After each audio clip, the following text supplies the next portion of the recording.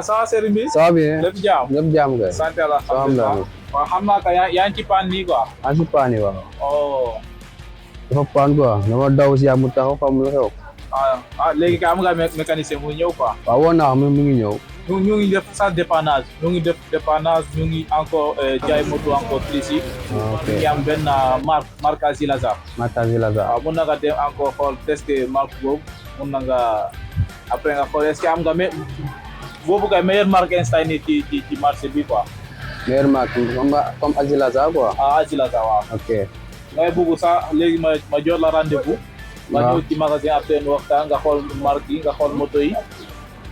dinaa fa ñëw damay jox sa numéro léegi. ok jëlaat sama numéro. ma jox sa numéro. waaw 77. 77. waaw 702. 702. waaw 34. 34. 32. 32. waaw ñu ngi jaay moto yi après ñu ngi encore def entretien ñu ngi def dépannage. su amee problème rek su ngay woote rek ñu ñëw ñu def dépannage bi après ñu kii quoi. ok am problème léegi. waaw ba naa léegi ma jox su ngay woote rek après ma jox la kii yëpp. adresse. waaw am ko naa la woo. ok incha allah naa la woo après. ok waaw tur bi nag. waaw Issa. waaw yow. Alphonse. waaw. ok am na ok jërëjëf jërëjëf. ok merci.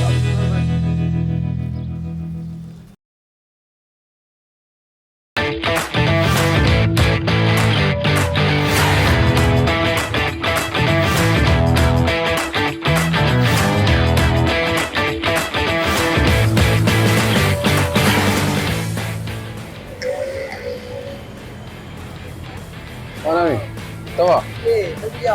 Ça va bien? Ça va bien? Ça va comment tu vas? Alhamdulillah. Ah, yang taxi bila lah? waaw sama moto moo paan. Sama udah mau pan? moo paan. Oh. ñoo xool si fii moto yi Issa wax qualité bi ak kii bi garantie bi et cetera xool moto yi nga baax na quoi ak prix bi.